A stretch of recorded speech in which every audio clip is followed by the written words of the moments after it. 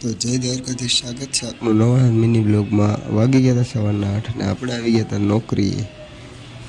કેમ છો બધા? મજામાં? દિવસ બધાનો સારો જાય એવી શુભેચ્છા।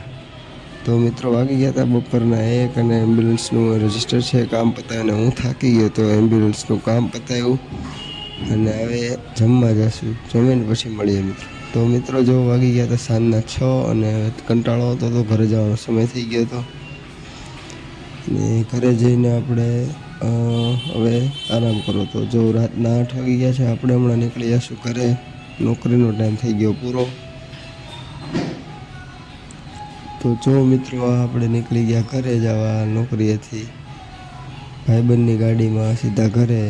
અને ઘરે જઈ અને આપણે થાકી ગયા હતા મિત્રો, બધું જોતા જોતા નીકળતા હતા ઘરે। મિત્રો આવી ગયો આપણું ઘર।